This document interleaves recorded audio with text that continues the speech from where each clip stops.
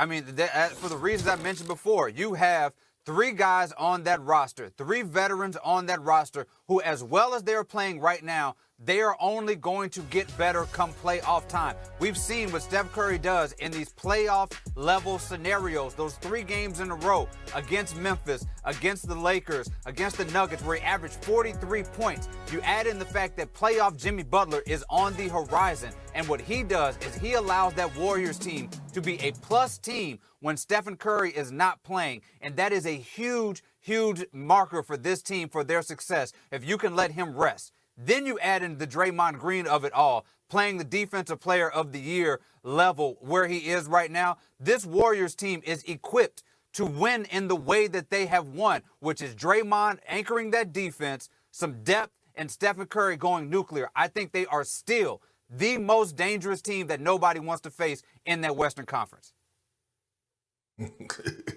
David, you know what? My grandpa used to say stuff about people like you. You know what I mean? You got a hard head, but it's going to make a soft ass in a minute. Because let me tell you something.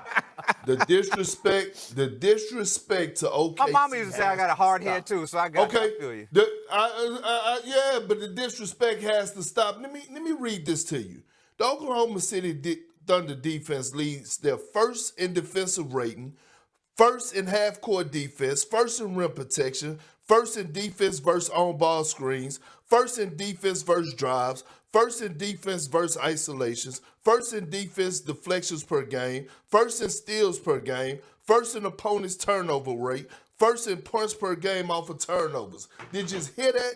That resume is long as hell defensively. Defense win you championships. When you look at the Oklahoma City Thunder and their depth, it's not a drop-off with them defensively. From the superstar on down, especially on the perimeter. When you look at Wallace, Luke Dort, Isaiah Joe, SGA, J-Dub, all of those guys can slide their feet. And then on top of that, you have the chemistry that's there between Chet Holmgren and Isaiah Hartenstein. I've been noticing the big-to-big passing. They could play together on the floor. If you want to go small and move Chet to the 5, you could do that as well. But most importantly, they have home court advantage. And if anybody know how loud that arena gets and electrifying that arena is during the postseason, I know. I played in that arena. You remember back in the day they had like that meter and people couldn't hear themselves talk because it was so rowdy in there? That's what happens in OKC.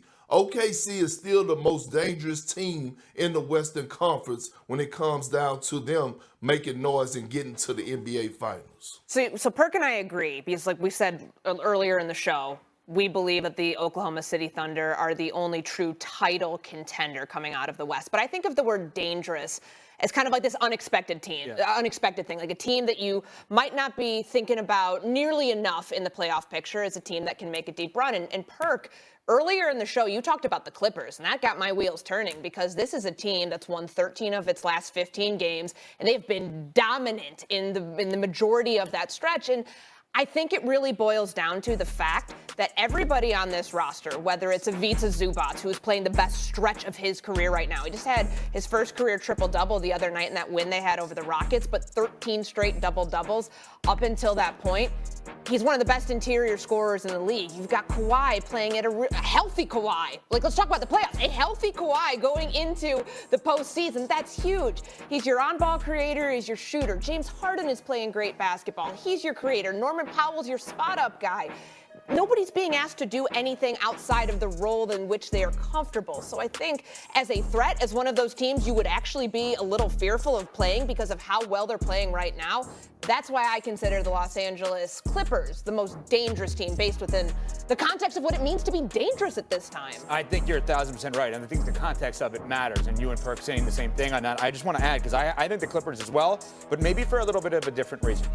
There are 4 teams by my count that have a head coach and a best player that have won a championship already in their careers, okay? You're talking about Golden State with Steph Curry and Steve Kerr. You're talking about Boston, whoever you deem the best player to be, Tatum or Brown and Joe Mazzulla. Milwaukee, Doc Rivers and Giannis. And the Clippers, Ty Lue and Kawhi Leonard. I don't think you can discount that.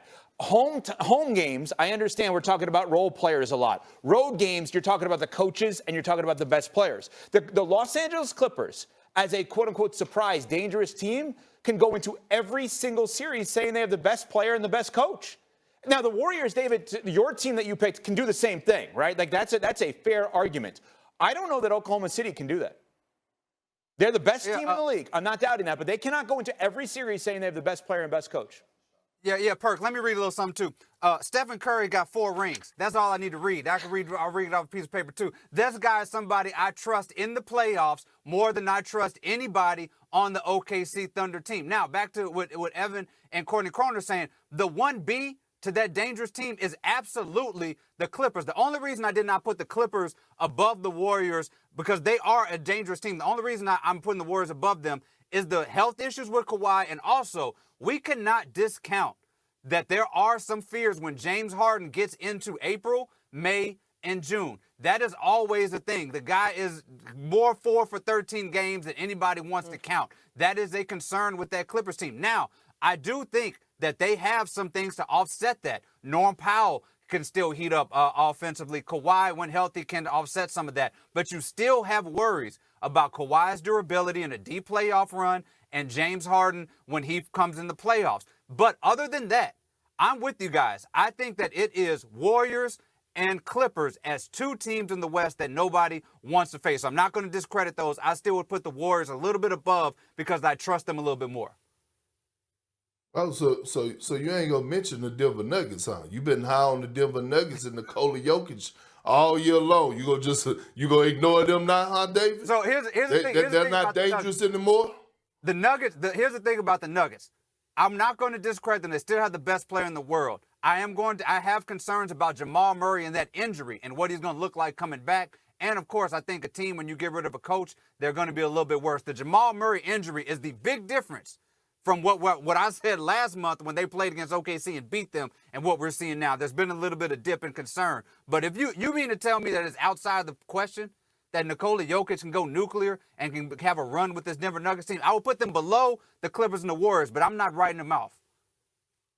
All I'm saying is we got to stop moving the needle. You know what I'm saying? We got to keep the same energy. We got to keep the same energy that we kept for LeBron James when he was in the Eastern Conference, or he was quote unquote labeled the best player in the world, right? We didn't give him any excuses. Same with Giannis when he had his stint of being the best player in the world. We didn't give him any excuses. Same with Steph Curry. We didn't give him any excuses. If Nikola Jokic is the best player in the world, his team still should be dangerous, right, David?